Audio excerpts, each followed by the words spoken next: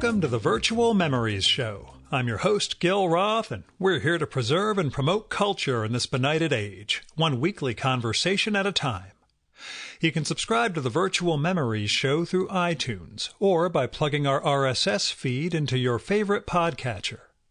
You can find the RSS feed on our websites, vmspod.com or chimeraobscura.com/vm.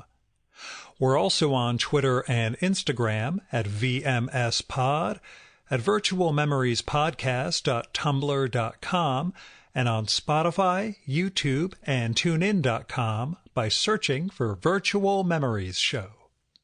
And visit patreon.com/vmspod or paypal.me/vmspod to make a one-time or recurring donation and help me continue to produce smart conversation about books, art, comics, and culture every week at the Virtual Memories Show. Well, we're back to one episode a week after last week's embarrassment of riches. Thanks for putting up with all the podcasts. Basically, I just couldn't figure out how to pace all those and get everybody in. So this time around, we have the great cartoonist R. Sikoryak, whose new book is Constitution Illustrated from Drawn and Quarterly. Now, for the new book, Bob, who the R in R. Sikoryak is for Robert, he adapts the U.S. Constitution verbatim using pastiches, or parodies as he calls them, of other cartoonists for each page. That is, he perfectly mimics a different cartoonist on each page, reworking their art so that the characters and setting match the colonial era or the era of the amendments, which he also covers in the book. But in the choice of art, he also manages to evoke something about that section of the Constitution.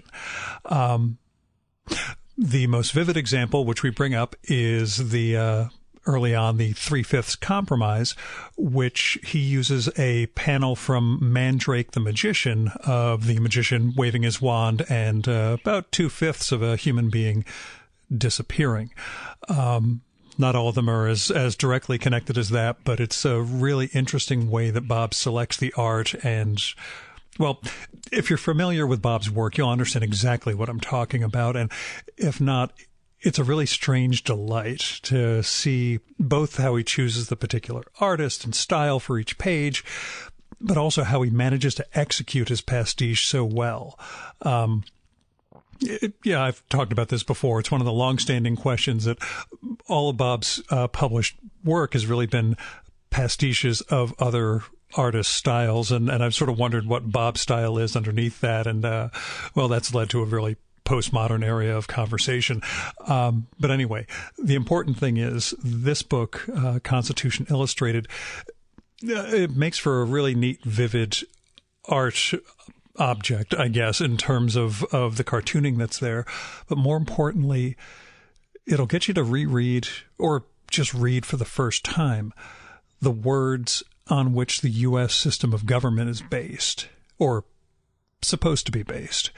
So go check out Constitution Illustrated from Drawn and Quarterly, and you can revel in the art and remind yourself of what the election this fall, 7 weeks away, is going to be about. Now, it is kind of coincidental that Bob and I recorded this particular weekend because this happened to overlap with when the Small Press Expo, or SPX, was supposed to be held down in Maryland. That is one of my favorite comics festivals, but it's also the event where Bob and I met back in 2012. See, Bob was the first cartoonist ever to appear on the Virtual Memories Show, and he and his partner, Creota Wilberg, who's also been on, are two of the people I am happiest to have become friends with through this whole project. Now, the story of how we met is that my late pal Tom Spurgeon invited me to the hotel bar to hang out on the first night of SPX 2012, and when I got down there, I discovered Tom was sitting at a table with a veritable Mount Rushmore of my favorite cartoonists, Chris Ware, Dan Clowes, and the Hernandez brothers, along with Adrian Tomina. I basically hid behind Fantagraphics publisher Eric Reynolds because I was just so terrified of being like the lone knucklehead fanboy at the table.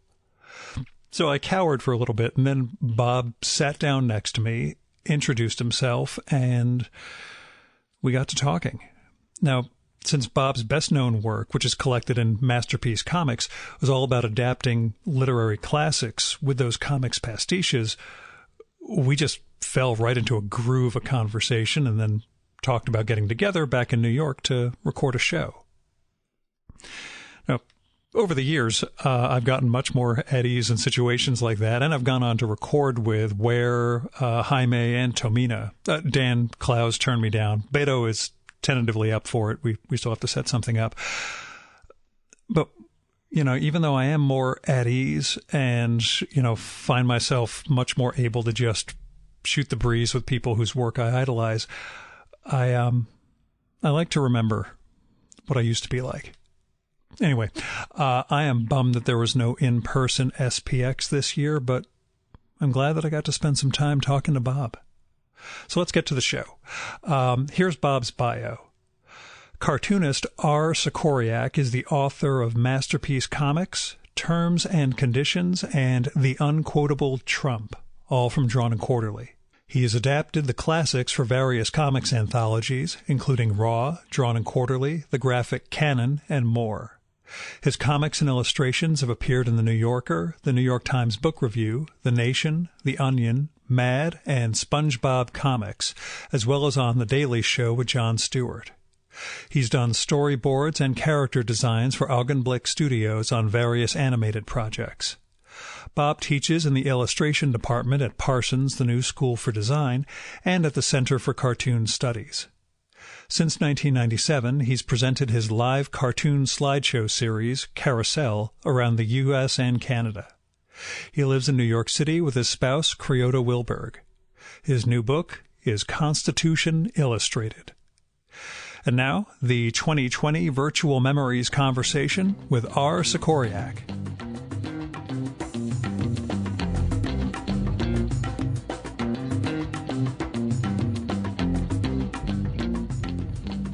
How did Constitution Illustrated come together, and how does it come?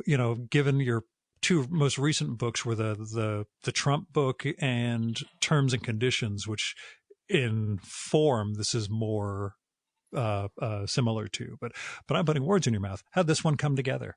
Well, I couldn't bear to do another book about Trump, but I still felt like we were living through a time that needed addressing, whereas most of my work tends to be inspired by the past, as this one is, but it tends to be inspired by works written long ago, and it just occurred to me the Constitution would be a natural text to adapt, maybe not even adapt, to illustrate, to interpret.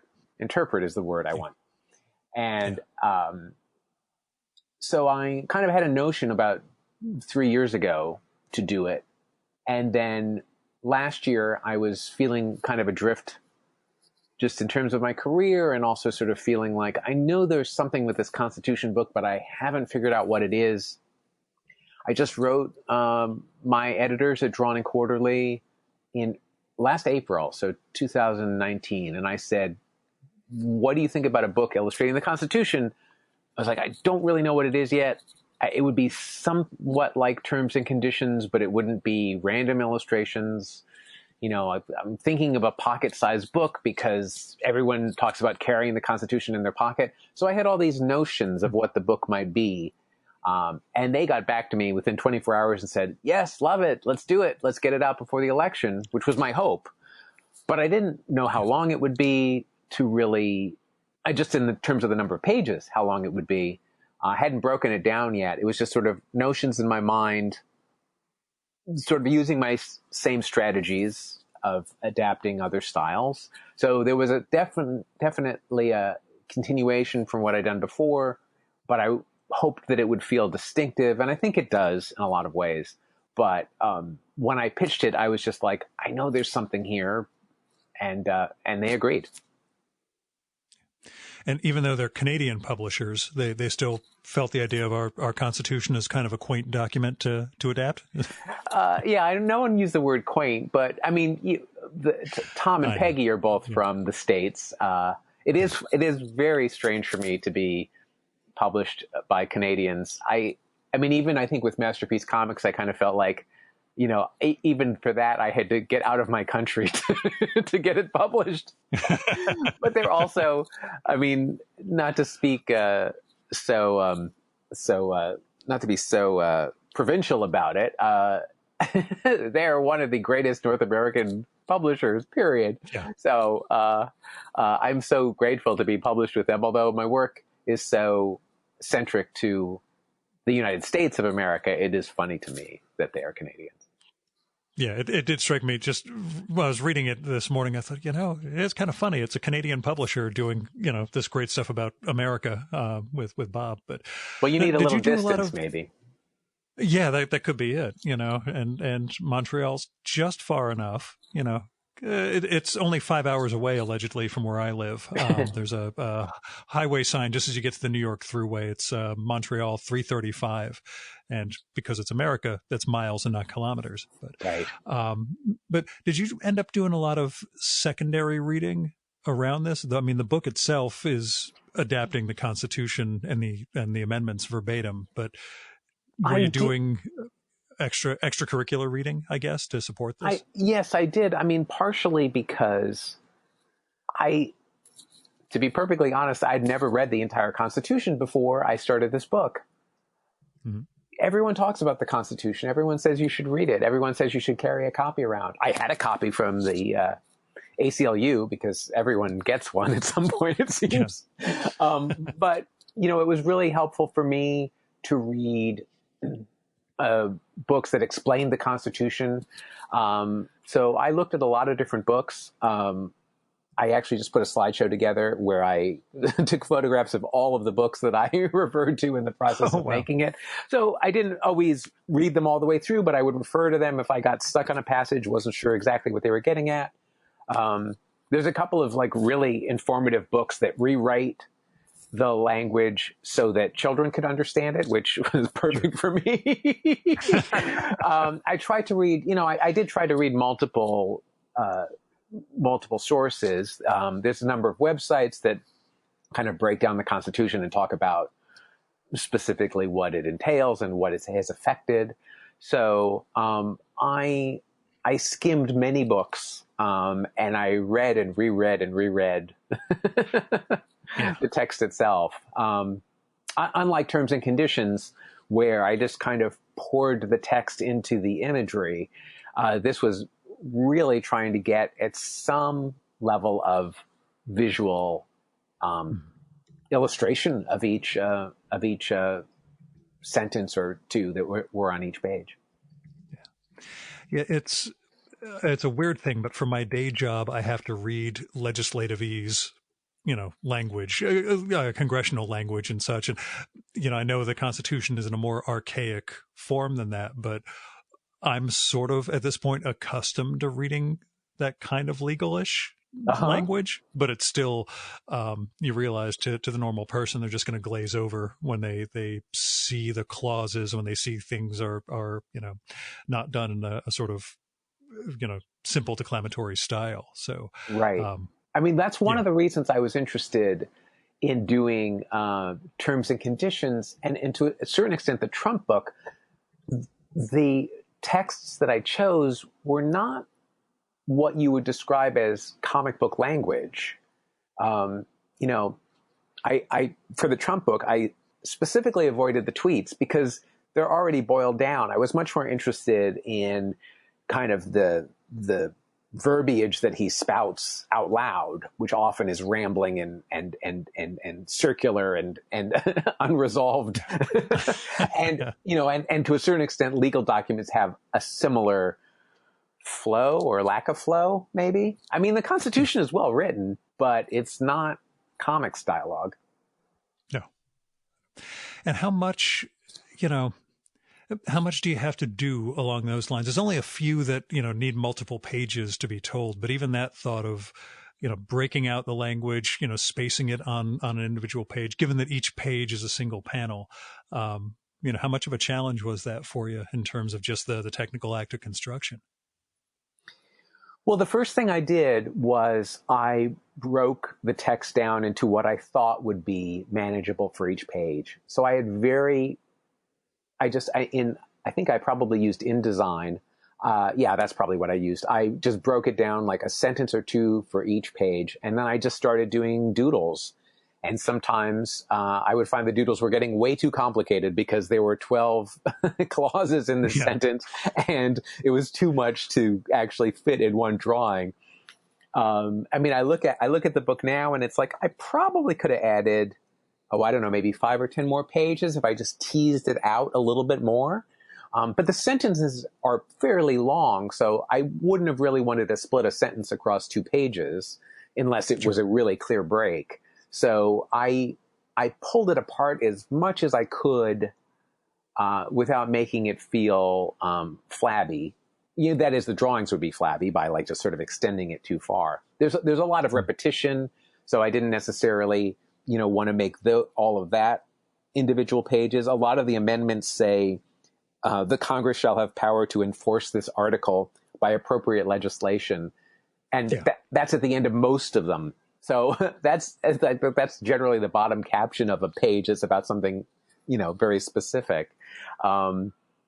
So it was sort of like, well, I like the perversity of making these really dense word balloons, because I think I'm at the point where I just wanted to try that out as a technique. But I also don't want people to be totally daunted or annoyed at the thought of reading it. So sort of trying to find that balance was always the way to go. And then in terms of the way the illustrations came together, sometimes it was like one clear idea, illustrate it. Sometimes, like I say, they talk about 5 different aspects of one person's job. And then it's like, can I illustrate in a crowd, like characters that would represent those aspects? So you kind of have to dig through the illustration a little bit to maybe pick up all the nuances, but I did try to like cram in as much information as I could. Yeah, how much thought went into, in particular, the First and Second Amendment choices? Well, it's funny you say those, because those probably came to me pretty quickly. I might be a cartoonist if Peanuts wasn't in existence, but I don't know. So it's less likely. Yeah, I think it's less likely. I think it showed me a lot of things that stayed with me. We don't need to go into that, but the point is that Peanuts is always kind of in the back of my head. So First Amendment, Lucy in the strip is always spouting out her beliefs. A lot of the 60s Peanuts comics had the kids protesting with signs, and Linus is forever going on about religious matters. So that covers, freedom of speech, the press, and so on, religion. So the 3 main characters of Peanuts could all be used in that one amendment. So that was a natural. As far as the Second Amendment goes, well, there's lots of gunplay in comics, let's put it that way. So it wasn't that hard to choose. I thought maybe the Punisher would be good, although that's more of a vigilante, whereas the Second Amendment really is about militias. So it seemed natural to go with the G.I. Joe cast. I don't know. This book is going to sound very strange to someone who hasn't seen it yet. But yeah, those actually came fairly quickly because they're the most straightforward. I think the amendments were actually much easier to illustrate because there's a clear idea, a clear right in many cases, and you can just kind of like think through your list of potential characters or artists and go, oh, that would be a natural with that. Wonder Woman for the 19th Amendment was a no-brainer, for instance. So there's times like that just are instantaneous. Right. Luke Cage for the 13th, but yeah. Right. Yeah, makes sense. No, was there ever a thought of splitting the Bill of Rights and the amendments off for the sequel instead of including them in this book? When I'm I always was, thinking in terms of a package deal, but what was that about the package deal? oh, I always think in terms of a package deal, just having and wait till the sequel where we cover the Bill of Rights. Sure. Well, as my deadline was approaching and I was way behind, I was like, maybe this should be 2 books. But I don't know if it would have been quite enough to Sure. to put the Constitution out on its own. And the Bill of Rights is considerably shorter. So, yeah, I mean, any way to get more books out, I would be fine with that. But, they tend to be printed together. So, yeah, I know.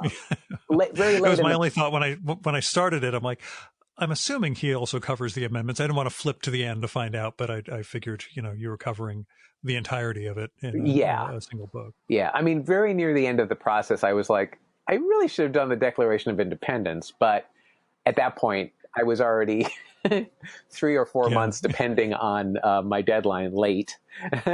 So I was like, oh, I can make that a comic later. Sure.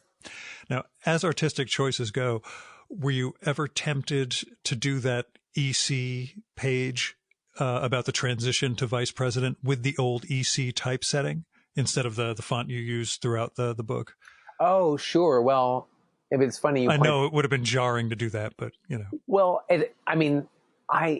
early on, like I said, I started this in earnest in April 2019. I'd been thinking about it before, but I hadn't really figured out what the book would be yet.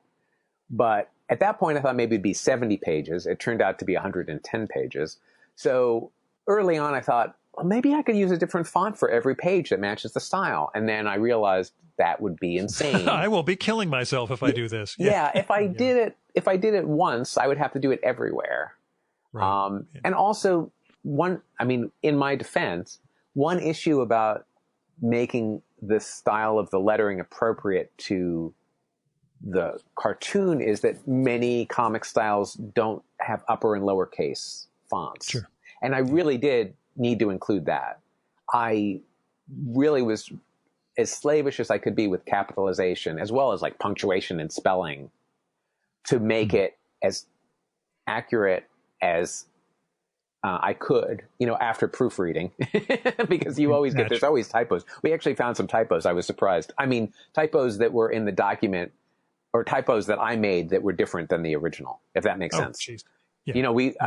Some of the spelling is weird. There's an apostrophe "it's" that should be without an apostrophe, but we left that in because I really wanted to be faithful to it. That is one of my hallmarks.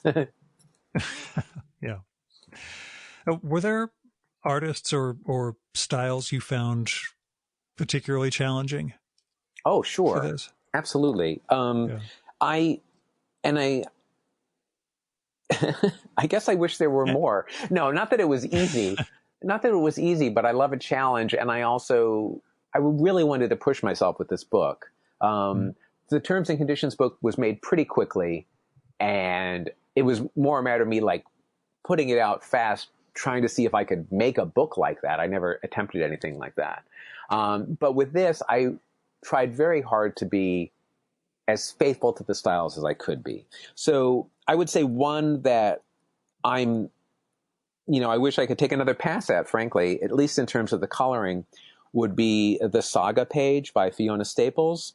She works in a very fluid style. I think it's all drawn digitally, and she does Photoshop paintings for her backdrops, and they're quite lovely and very different than the way I would ever work. So I sort of tried to capture some of that, but it's really hard to impersonate spontaneity. And I did okay. I mean, you can recognize her characters for sure. It looks like someone is working hard to ghost, the style. Yeah. So that was one that was just tricky for me. It looks easy, but of course those are sometimes the hardest ones. If something has a lot of cross hatching on it, you can hide your weaknesses behind a lot of line work. But her work is very open and bright. So it's all kind of on the surface in a good way. I really like her drawing. I've parodied her a few times because I like trying to do that. And then, certain styles that you might think would be extra hard might be like Jim Lee, who did, the Wildcats parody, right? Yes. Yeah. And he's like I forget his title at DC, but he's one of the publishers or chief operating officers. I forget. But I mean, he's very ubiquitous at DC these days. Now his style is very ornate, but I was parodying a specific cover, so I didn't have to invent much other than to change the costumes and to change the swords into quills and things like that. I didn't have to, I didn't kind of have to invent a scenario in his style, which would have been really difficult. But instead I was able to very carefully, swipe from what he'd already made. Yeah, do you find it more difficult to parody younger or contemporary artists than the more iconic types? No, not necessarily. I think it depends on who they are. I mean, maybe I'm a little more intimidated just because I know they might see it. Whereas, at this point, I don't have to worry about Charles Schultz not liking my work. Although my one interaction with him was very friendly and I was thrilled by it. But you worry a little bit about disappointing your heroes, and I don't want to disappoint people I'm fans of who are younger than me. So,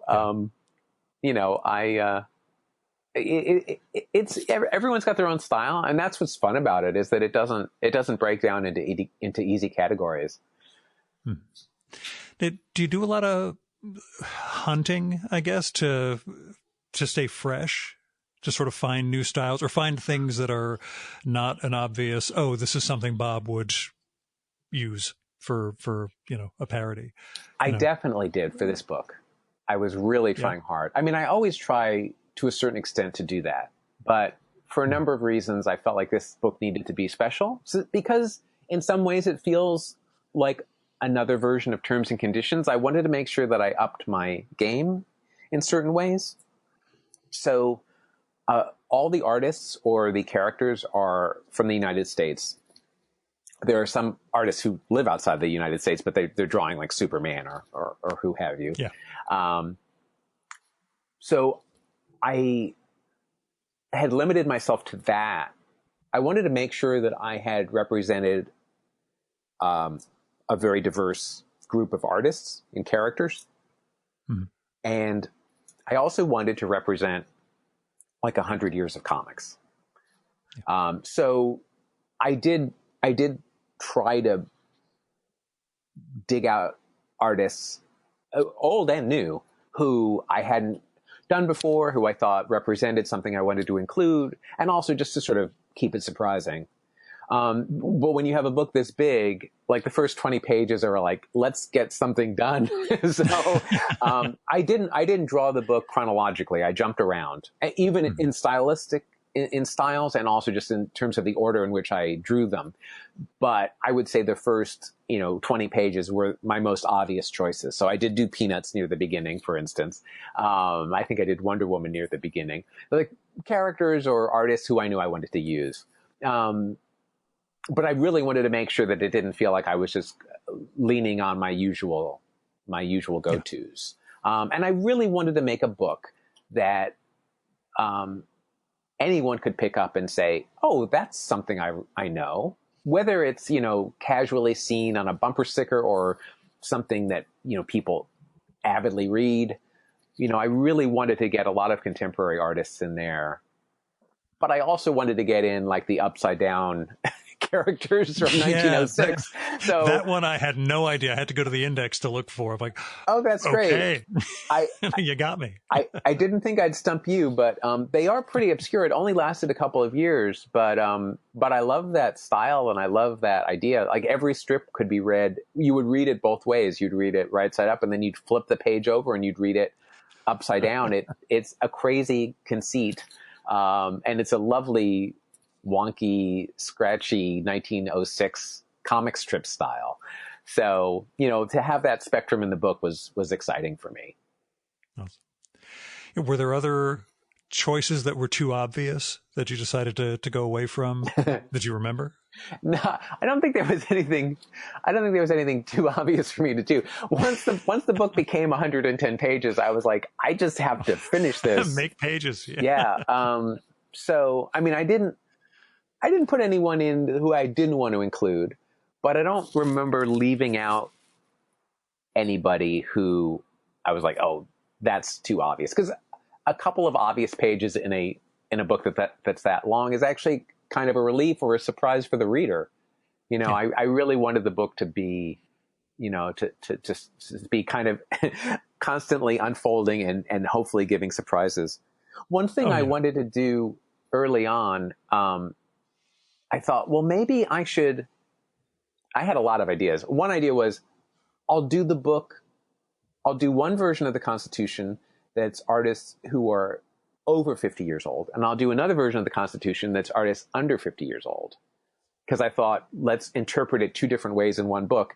But that quickly became untenable since the book became so long. Once I was breaking down the text, it was like, there's no way I could do this twice. What was I thinking?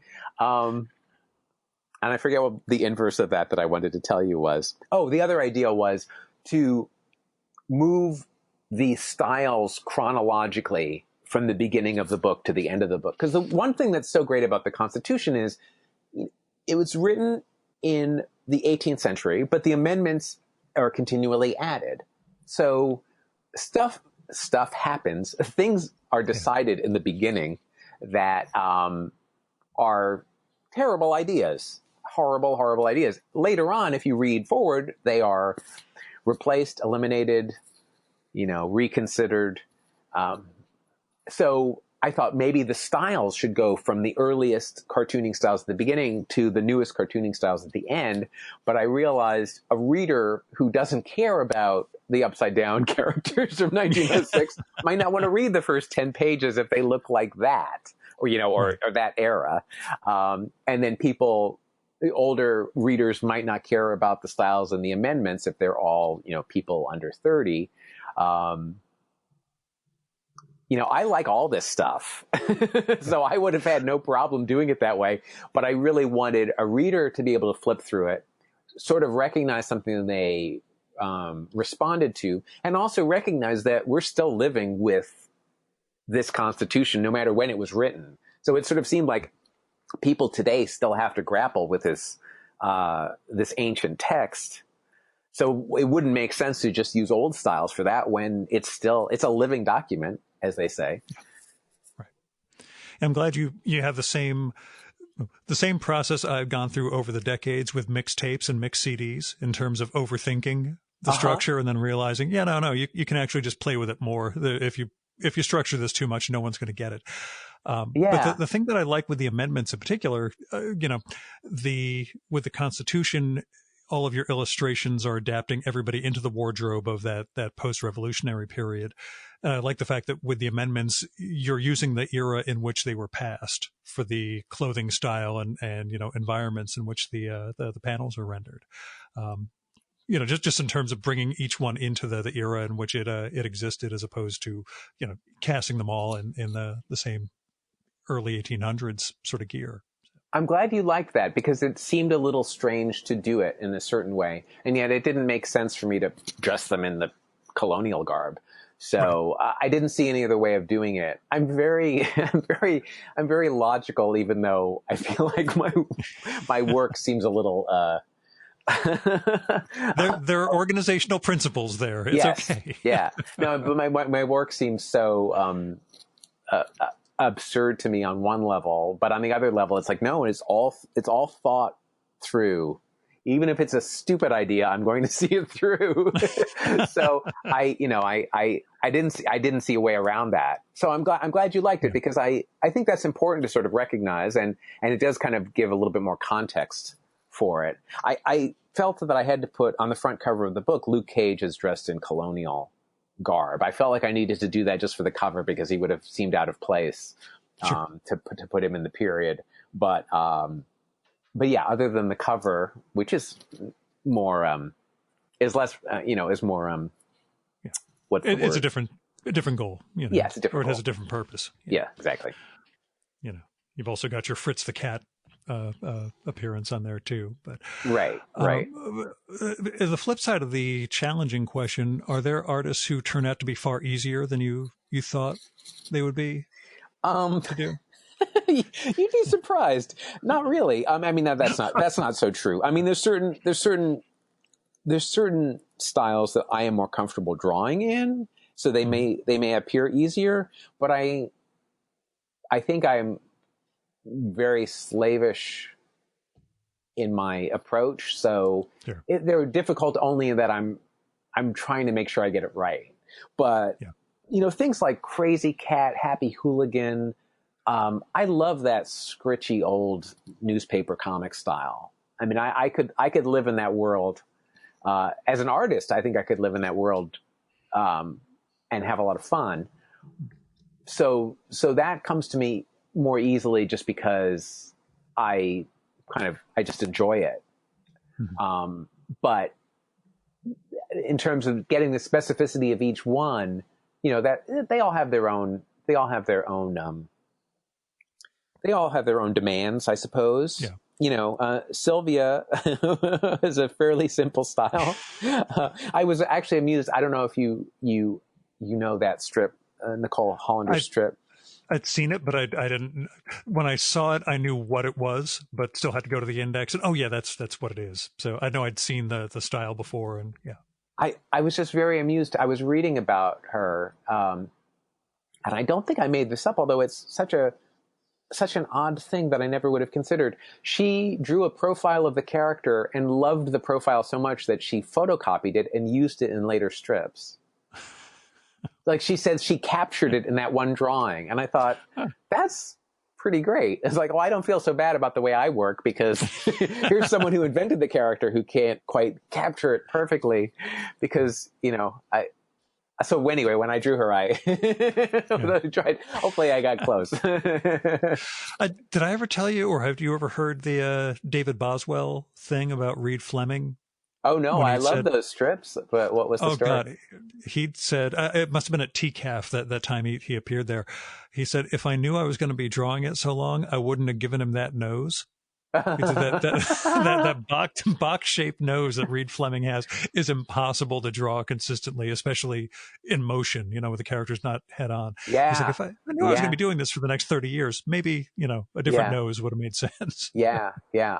I really love his work. I'm assuming he uses less cross-hatching now than he used to. At least he was able to pare back on that in the later strips. Yeah, I remember that put me in mind, and it's something I've talked about before, I think with you, the Bill Griffith conversation I had when I asked him, why are you drawing more tightly and with more cross-hatching now than when you were younger? Wouldn't you kind of loosen up? And no, it's the exact opposite, Bill said. The older I get, the tighter my drawings are. I'm like, that makes as much sense as anything else in Zippy. So I'm just, you do your thing, man. Well, his skill is so great. Like maybe he just can see more now, which again, I mean, your eyesight. That's how he framed it, that it's all his technical ability to do this gets better and better and better. So he just gets tighter and tighter. Whereas to me, you would just kind of slack off over the years, which is probably why I've never accomplished anything, but that's neither here nor there. So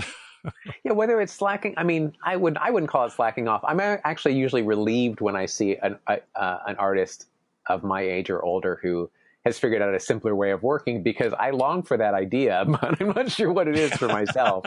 I mean, I could maybe pick easier topics, but I mean, I really love doing this. I worry about my ability to do it in 20 years, but I mean, I'll be 75 then, so yeah, there'll be some. I'm sure my glasses will change by then. But anyway, you know, I would like to continue doing this. It doesn't get boring for me. Now, in the process of putting this whole thing together, what you mentioned, you know, reading the Constitution and the amendments, you know, in depth. What surprised you about America's founding document? You know, what did you really learn that, you know, wow, I didn't quite realize that's how it worked? You know what's interesting to me, or at least it became interesting became maybe more evident to me when I laid out the book, when I was actually doing the pages, the phrase about who's represented, and that 3/5 of all other persons will be represented. That is in my book. That's on page 5 of the document. It's like right out of the gate, this appalling compromise was made. Yeah. And then later on, of course, there's notes in the Constitution about, you can't change any of that for 20 years. The fact that slavery is not only not mentioned by name, but is sort of quote unquote dealt with so early on in the document just sort of emphasizes how hard it was to get this going in the first place. That had to be like near the beginning, I guess, so the signers wouldn't walk out. And then, secondly, that they were able to accomplish. I don't even know what my follow up was for that. I lost my train of thought. But essentially, it brings up that this compromise is so embedded in the creation of the country that it's unavoidable. And you hear that people always refer to that phrase, 3/5 of other persons, but again, that it's so near the beginning, it's like you can't escape it. Right. Yeah, back in grad school, I tried, I don't want to say reconciling it, but I tried to at least read the Constitution as opening itself to fix that. I know they put the 20-year thing on it, but yeah, I try to be as charitable as possible with they acknowledge the reality of the time, but recognize that it should change. I guess they open the possibility of it changing, but I know it's like you're saying, the fact that it had to be almost on page 1 tells you that, it was integral to getting everybody on board. And this horrible original sin for the country. Although we're not allowed to say that, apparently. apparently. Under this administration. But. And you bring up a good point. Like they knew as soon as they signed this, they were like, we need a Bill of Rights. It's like, we're on it. So they recognized early on, and even the line about not being able to change for 20 years is in the Constitution, meaning that they knew that this thing was going to need amending. So, I don't know how to put it, but yes, they had foresight that it could be better. They had foresight of a better country. I was really glad to hear Obama's speech at the Democratic convention. He put it much better than I did, about flawed individuals seeing a better future. Like that's charitable. Yeah. But I mean, I hope it's true. It's interesting. When I was first starting the book, there was a play on Broadway, What the Constitution Means to Me, by Heidi Schreck, I believe her name is. It's a really interesting play. And it ends with her having a debate with a high school student about whether or not the Constitution should be eliminated or just amended. And it's sort of the play is about her relationship to the Constitution as someone who in high school would sing the praises of the Constitution, and someone now who recognizes that, maybe it's just not going to work out. But to acknowledge that is really interesting. And whether or not we decide to scrap it or not, it built this country. So we're still living under it, which is, again, why I felt like putting all these characters within this book made sense, because it's like everyone is affected by this. And, I hope for more amendments. I would happily do an expanded edition. So, I I could see it. I could see it holding on. But of course, while I was making this book, lots of people were saying to me, "Oh, is there going to be a constitution next year?" I mean, I can't tell you how many times people made that joke to me, and to which I always would say, "Well, it's a nice memento of what we had." Well, we'll take it with us when we're moving to another country, Yeah, potentially Canada, to be closer to your publisher. But right. yeah. Oof. Now, when did your family come to America? I'm glad you told me you were going to ask me this, because I wanted to look it up and make sure I got it right. So my great grandparents came probably around 1900. I mean, I'm speaking about all of the ones I know about, but some came from Austria, some came from Czechoslovakia, and I would say I think 3 of my 4 grandparents were born in the United States around between like 1905 and 1913, I think. So we've been here long enough. Yeah. I mean, I don't mean long enough to to qualify. I'm not sure what I meant by that. I think I meant long enough that America's America. We've seen a lot of it, I think is what I meant. I think that's all I meant. Certainly wasn't disparaging anyone who's come more recently. Oh, I'm first generation. My parents came over in '65. And oh, really? Oh, wow. Yeah. Okay. Yeah. Well, there you go. It's that. I guess the follow up question is what America as America meant, when you were growing up. And it's one thing, again, like me, to be, kid of immigrants versus, people who have multi-generations here, as to whether there's any sense of, this is what we came to America for, this is what your great grandparents came for, or if it's just, this is where we live and this is, the system we live under.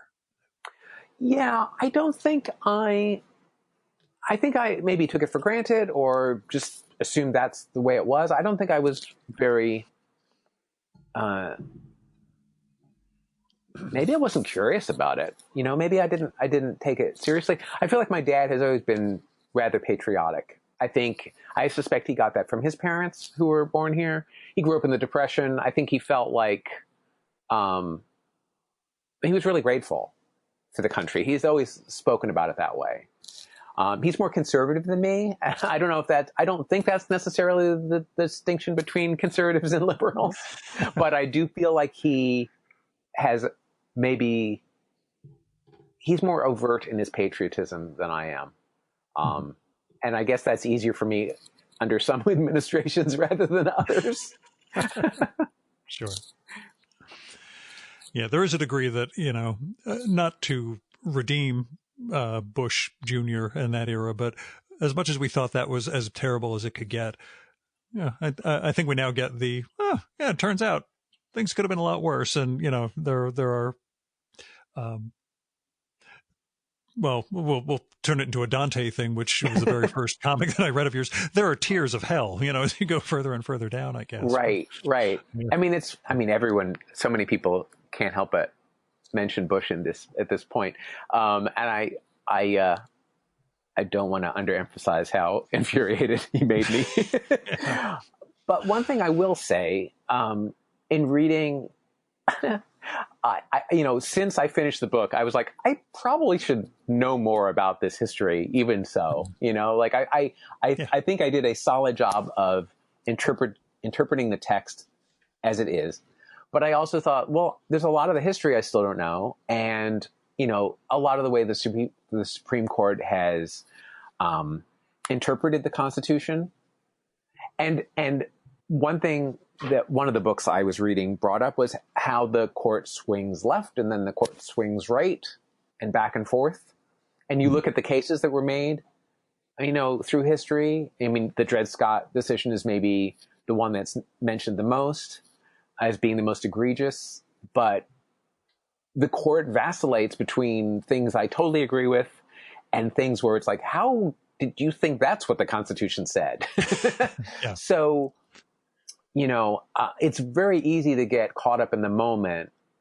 And obviously I made this book because I felt I needed to respond to the Trump presidency. But listeners will remember how, 5 years ago, people were saying this president, Obama, is trampling the Constitution. So it doesn't go away. It may get better if you agree with one side or the other, like I do, but it doesn't resolve itself. And in an abstract way, that sounds right to me. These things need to be reconsidered. On the other hand, people are really getting hurt, and we haven't addressed like systemic issues and racism. So it's like you can't. It's nice to think of this in an abstract way as like, the marketplace of ideas or whatever you want to call the Supreme Court. Yeah. But obviously the stakes are higher than that, philosophical discussion. I'm not sure exactly how I got here, but I guess I'm just trying to say that history is a pendulum, or, Yeah, I mean, it's just in our last 20 years, the number of this is the permanent Republican or permanent Democrat majority that the pundits have to keep, spouting about and publishing books about every time, and you can go back to ancient Rome and even the Greeks to see this. Nothing's permanent. The pendulum's going to keep swinging. Right. There are issues, and one side will always push too far, and that's when the period hits, and you start to swing back in the other direction, and things. Well, I mean, the story that I don't usually tell on the air, but what the hell? Going into the midterms, I was in a big group meeting with a Republican super PAC organizer and polling or a political strategist who was convinced Republicans are going to do fine in 2018 because we're going to sell the tax cuts and tie every candidate to Nancy Pelosi. And I turned to my Republican lobbyist who brought me to that meeting, and I said, you guys understand the healthcare thing is really big, right? And no, but Gil, really the tax cuts are really important. I'm like, I'm not sure you get what things are like outside of Washington, because people are really freaked out about the healthcare thing. And of course, the Republicans got swamped, and healthcare turned out to be the number one thing. I thought it would also be that healthcare premiums were going to come out a week or two before the election and be a lot more expensive than people thought. But no, it was really just people were afraid that Republicans were going to steal their healthcare and not put anything else in place. And these guys who were supposed to be super geniuses of, data and public opinion just didn't see it coming at all. So, right. Yeah. Which is like the 2016 election, where people didn't see it coming at all. Right. And that's the thing I give Nate Silver credit for. He's like, people bash me for saying Trump had a 30% chance when he won. I'm like, that means if you ran the simulation 10 times, 3 of them he would have won. And we're in one of those 3, unfortunately. But yeah. Now, the book's been out a couple of months.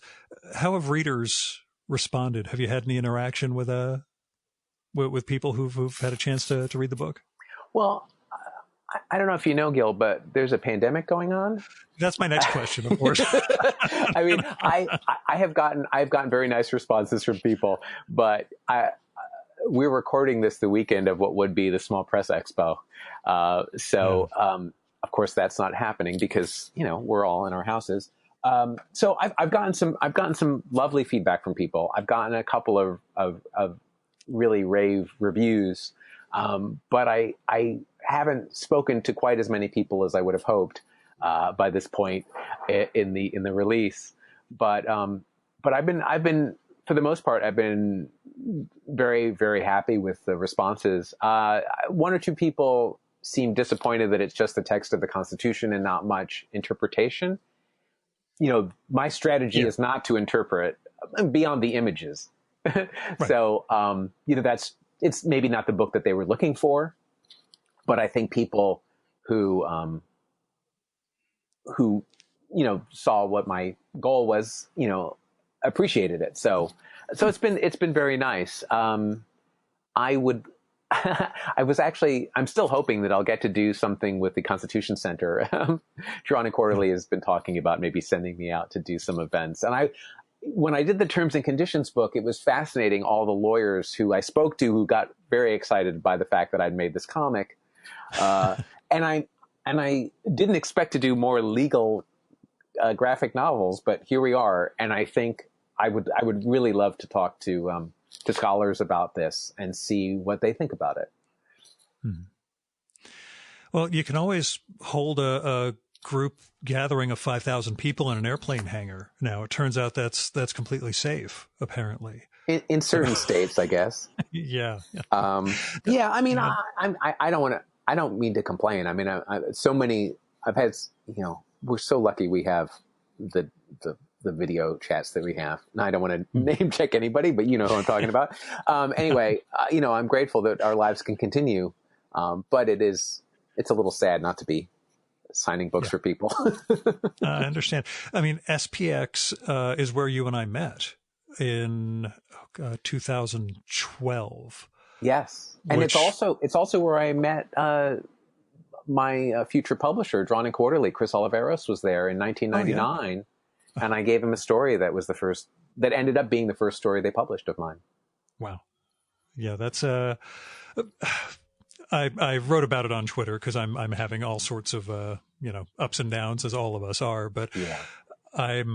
I missed the show incredibly, but I'm also glad not to be there because this would be the first one without our friend Tom Spurgeon, and walking around the floor and not seeing him there would sort of be impossible. That said, weighing that against, pandemic and everything else is really kind of selfish on my part.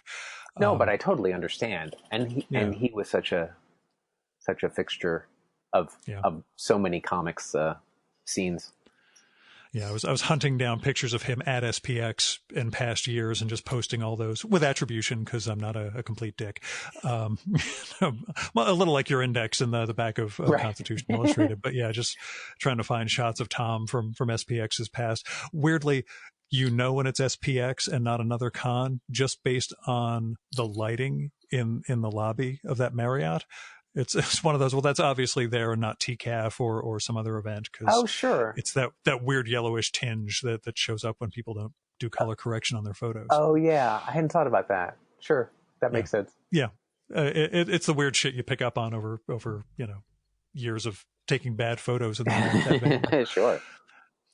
Is there a show you miss or you're missing most at this point, which is all part of the, how's your pandemic going now versus when we talked back in probably May when you were finishing the book? Right. I mean, it's as far as shows go, I mean, SPX was probably the anchor of the year for me, I think. And Creota and I realized this morning that my spouse Creota,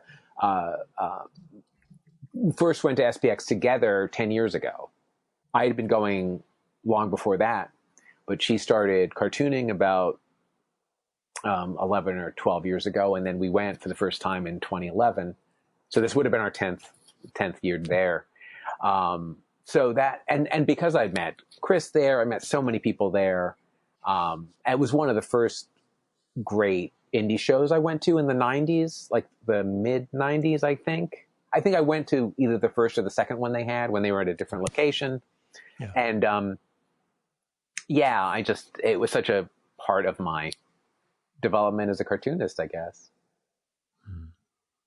Yeah, I think I was there in 98 in Bethesda, and I think it was the only one I went to before I started coming back when I did I started the podcast. But, it was always such a wonderful show to go to. That's although the thing you mentioned about Creota not going when she wasn't a cartoonist is pretty much my wife came once and decided this is not a great show for people who aren't in comics. She's like, I'm not having fun here. There's nowhere to go. We're in a hotel. I'm like, we'll go to TCAF together. I'll go solo to SPX. That's fine. Yeah. When SPX was at a smaller hotel in a funkier neighborhood, there were at least some good bookstores nearby when we had bookstores in the 90s. I miss that bookstore. Anyway. Oh, God, I remember that because in 98, I went to one where I found a back issue of the Paris Review I'd been looking for. and I mentioned it, and Gary Groth was like, "Oh, the one with the William Gaddis interview." I was like, "God damn, that's a smart motherfucker. He knew exactly why I was going to find that issue." So, because we're nerds, that's how we see the world, is through Sure. our book and comic collections. So, and There's I used to there's date Gaddis events from my. interview. What's that? Oh yeah, I was gonna say I used to date events from my past based, like my childhood, based on like what comics I bought. Like what issue of the X-Men I bought at a certain time was, how old I was when I experienced X, Y, or Z. Sure. Yeah. Which is why your Paul Smith parody I laughed and marveled over just how dead on it was. The X-Men one you did in the Constitution. But you did go to the lengths kind of what sorry. I was just going to say, that's kind of what I was going for with the book, was that I hoped everyone would have that little skip of a beat on some page. And a couple of people mentioned the Wildcats cover, and I'm glad the X-Men cover had the same response for you. But then again, like I put the Lumberjanes next to the X-Men, and I'm sure I hope that there are young people who pick it up and go, "Oh, the Lumberjanes." Yeah. And that was my thing. Those are the ones that I'm like, I have no idea what that is. I better go find out what that is. That's the part of the fun for me, is just getting exposed to styles I didn't know about before, because I'm a crotchety old man now. So, well, I would love this book if I hadn't made it. I guess that's the biggest goal you've got to have for what you do is, is it something you would love? That's the only issue is I can't really enjoy it. I mean, I can abstractly, but it's not really, I guess, maybe in 20 years it'll surprise me. There's certain things that I forgot I put into, Masterpiece Comics. There's like, oh, that was pretty smart. Yeah. Yeah, I guess and it's a sort of question that I've asked in the past. Are there artistic things you can do now that, technology notwithstanding, you weren't good enough to do when you were younger? Are there things you look at, I'm like, I could not have done this as well as I do it now? Well, there's no way I could have made this book in a year if I didn't have not only Photoshop, it was all drawn digitally, but if also I didn't have access to all of the resources online. So, I guess you're asking me a technology question. Are you saying other than technology? Outside the technology, are there things about your artistic skills that that make things that you can do things that you couldn't do when you were starting out? I've gone through I've practiced a lot at this point, and my hand is holding up. So I think that it probably comes to me a little more easily. On the other hand, as Gil, this is not going to be a surprise to you, but I have a Moby Dick adaptation that's been in the works for over 10 years. That is still hard. That doesn't seem any easier.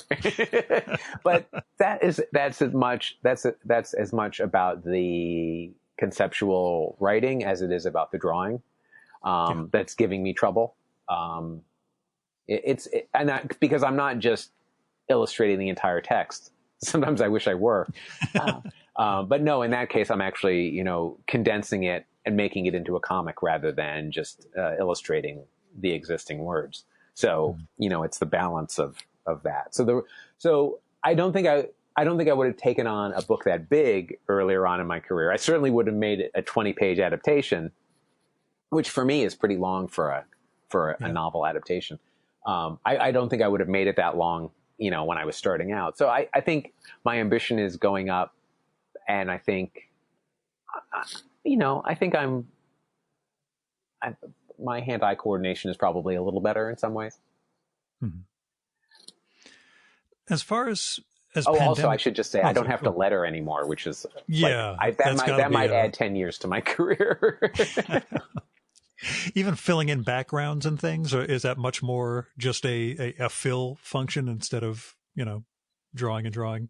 Or I guess, although it's kind of fun to just fill in a background with black. It's time consuming, but it's not unpleasurable.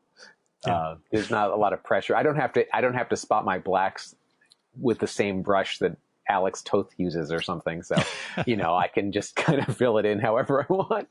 I feel like Jaime Hernandez said that he had a specific marker that he used to fill in the blacks, which I thought was funny. I can't remember what it was. From what I've gathered, you guys, that's I can shut down my brain and listen to Gil's podcast time is when I'm filling in blacks, I can just put on your stuff and kind of listen to conversations with cartoonists. But yeah, that's again, technical sides of things that I never have to get involved with. Although, there's weird aspects of making this that you guys would get all freaked out about if you saw what goes into the background side of making one of these. But yeah, no one wants to know. Well, sometimes people want to know about everything, and sometimes they don't want to know anything. Yeah, there's things I had to learn. I'm like, somebody somewhere has done a tutorial on this, and I need to hunt it down without knowing the terminology exactly. Right. So, right. Eventually you figure it out and you can build something from there. But the thing I was going to ask, as far as pandemic life is going, do you have routines, challenges? You had the deadline pushing you for the first few months. After that, how have you coped? What have been your sort of methods and mechanisms for dealing? I was a little adrift when the book was finally out because, there was that sort of, I think that probably happens to me after every book, and maybe happens to lots of people where you just don't want to think or can't think clearly about what happens next. Because a lot of the tour stuff was canceled. It sort of threw me off a little bit. I wasn't in the rhythm I thought I was going to be in. One thing I don't think we talked about last time, but that I do very frequently is, because Kryota is also very physically active, I've gotten in a pretty good exercise routine. I used to go to the gym, which of course is not possible, but we have free weights and I have a stationary bike. So that helps me a lot. It keeps my strength up and also, it gets some of the tension out when the world is infuriating me. So that has been good. I don't exercise every day, but I ride the bike several times a week and do the free weights at least 3 times a week. So it's not a bad schedule. I should be doing it more, but it's something. I don't feel like I'm totally atrophying. And I did start teaching again. I don't remember if I mentioned this, but I'm actually I'm moderating some lectures at the Center for Cartoon Studies in Vermont, Cool. Which I think is the only silver lining of the pandemic for me, because I wouldn't be able to teach there in Vermont. I'm still in New York. But because all the guests are virtual, they realized that the moderator could also be virtual. So they asked me back, and that's really fun. I really love the community there. They're people who want to make comics. It's such a specific and small school. You have a really concentrated group of dedicated people. And I just did my first class last week, where I gave a lecture, but for the rest of the semester, I'll be either doing Q&As or moderating conversations with the guests. And that is always exciting, and it's more chance to socialize with artists, which is great. And then I'm teaching at Parsons. I don't remember if I mentioned that I think you'd mentioned. Yeah, but you hadn't mentioned the CCS thing. Yeah, so I'm teaching at Parsons. I'm teaching a senior thesis illustration class, which a lot of the class is built around projects that the students are developing themselves. So it's very free, and they come in with all sorts of things, and keeps me on my toes, because it's not just assignments after assignments. Sure. And then the other class I'm teaching this year is a class on illustration and performance. I'm teaching with Jonathan Rosen, and I'm really excited about that, because I've never taught that class before. So Jonathan and I are going to have to build it, but with input from the rest of the faculty. But it's something I'm obviously very interested in, and I'm hoping by the end of May, maybe we could do an outdoor performance at least with the students. When things maybe calm down a little bit more. Who knows where we'll be. But even if it's just performances on TikTok, I'm excited to see what the students do with that. Cool.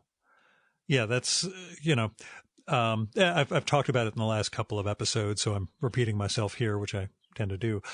The person I was March into early June, I don't really recognize now. Like there was a level of frantic activity, like recording daily podcasts for 2.5 months straight, that I don't quite get how I was doing that back then and now, where we are and what we're trying to the various types of work and everything else that are here as we're settling into this mode in the indefinite future. Yeah, it's been weird. So I'm glad you guys have some routines in place, and that the professional side of things is also solidifying. I guess we'll say. Yeah. And speaking of routines, I did one virtual carousel in June, and I hope to make it a regular event. I haven't been able to for a couple of reasons, but I am going to be doing another one at the end of September, and I'm excited to get that going again. It is very truncated in terms of what we can do online that makes sense, but because it's all virtual, I've been able to bring in people from out of town. So that's been exciting to just bring in new people into the show. So I hope to do more. I usually do like 4 or 6 shows a year. I've gotten a total of 1 so far this year. Yeah. So I'm hoping, because I had really put it aside to work on the book, assuming I would jump back in months ago. So anyway, that's something I want to continue. I even bought a green screen so I can have some fun, but we'll see how that goes. Yeah, I actually bought a webcam for my, I have a Mac Mini with a separate monitor with no camera. So I've got to do this giant negotiation with FDA, and they're insisting on video so they can know who is exactly participating, because normally this is done in person. So I splurged and got a nice video camera. So now I've got is there anything else besides porn that I can do with this, in terms of the podcast or other stuff that's, would benefit from having this nice high res thing. And all I thought was, if I get a green screen, at least I can have some fun during those FDA negotiations by putting the Enterprise bridge or other stuff behind me. But sure. Yeah. Are you, I'm surprised. I mean, good for you for buying a nice camera, but I'm assuming people are not even lighting themselves well in these meetings. Oh, I mean, this is part of the ego side of things for me. If I'm gonna have something, I better look really good when I do it. Yeah, you've seen me at Comic-Cons. It's sure, and I salute you. I think that's really important. I'm still not happy with my lighting situation, but I try very hard to have a good presentation, and. Part of me is super charmed by people. I've had students lying on their side in bed watching me talk, give a lecture, and it's sort of super charming. But it's obviously as a teacher I can't do that, and I also, unless it was like a performance character or something, I would never dare to do anything like that myself. And I feel like I have to look a little bit more presentable. Maybe if I was in my 20s, I could wing it more. Well, this is my biggest challenge. I haven't had a haircut since late January, and it's not pretty. It's getting bigger and bigger and more afro-like with each passing day. So I've got to figure out how to comb it or pin it back in certain ways that they're not going to figure out I actually look like Sideshow Bob without it. So, I'm working on it. It starts next Thursday. This negotiation goes on indefinitely through January, wow. beyond. But this is the crazy shit that Gil does when he's not podcasting on weekends, which is why we're doing this on a Saturday. Are there no salons open? There might be. Oh, there are in New Jersey. I just don't trust them. We went to one here, actually. We got haircuts, and they were very conscientious. And it was months ago that we got it, but I'm holding up okay. Yeah, I'm still in are there things I'm willing to risk my life over? And a haircut isn't one of them. But I don't blame you for being extra careful, but yeah. I also think that I felt very safe and it worked out. But I am very I wouldn't say I'm paranoid, but I'm still washing my groceries, and I'm still asking these questions. Can I do this? Is this okay? Is this okay? Yeah. So anyway, we'll figure out our best pandemic life. It's not the worst. It's not, and I know you don't. What you really don't want is you don't want someone secretly filming you and then leaking it that you got a haircut online. That's what you're most afraid of. Yeah, that's it. You found me. Now, I'll send you a picture of what this is looking like at this point, because there was a month or so ago, I saw my reflection in my car window with sunglasses on. My hair is almost white because of the lightness, but with the beard and the big poofy hair, I realized I look like sort of a photo negative of Jeff Lynne from ELO. Oh, wow. Yeah, and that's not good. But that's where we're going at this point. So we'll all look back on this, we hope, and laugh someday. So we'll see. I'm still, it's the longest I've ever gone without setting foot in a bookstore or comic store, and it's killing me. Oh, the Strand is open. I haven't gone inside yet, but yesterday I had a very fun hour signing books at Desert Island in Brooklyn. It wasn't announced as a signing. I just went in to sign the stock, which is something I know Adrian has done, and other people are probably doing at stores. And it was nice to look. It was nice to look around a store. And Gabe, who runs the store, was very careful, and he has hand sanitizer by the door. And he had customers, but everybody was wearing a mask, and it was actually very sweet. I'm glad I got to do that. It was only a short subway ride away, which I also had not done in months. That's what I was just going to say. Like, I had Ellen Lindner on a few months ago, and she talked about taking the subway from Upper Manhattan to get down to her old studio in Chelsea. And I was like, I just can't. She's like, it's actually better than being above ground because, there's so few people on. Circulation was okay. This is July, I guess. Yeah, it was right before the baseball season started. Mm-hmm.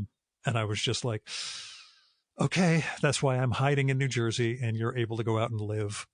That's just the differences here, I guess. But. Yeah. I would never tell people not to worry, but you may be worrying. I know. 5% too much. I'm overcautious. Yeah, I'm overcautious. I just figure if I start to slide, I'll end up oversliding. So I just figure may as well keep this going as long as I can and hope we're able to, Okay. Well, if you can live your life, I would say that would be fine. But on the other hand, maybe give yourself every month or two and say, I'm going to do this one thing. And then in November, I will see if it's time to do another thing. You know me. The only thing I want to do is be able to sit down at a table across from someone like you and record a conversation. That's really my "Are we back or not?" moment. Right. We'll see. We'll get there someday. We will. Constitution willing. Bob, thanks for coming back on, and let me know when the carousel is going to happen so I can make sure we promote that through the email and the Twitter feed and all. I will do. Cool, man. Thanks so much for coming back on. You're welcome. Thank you for having me.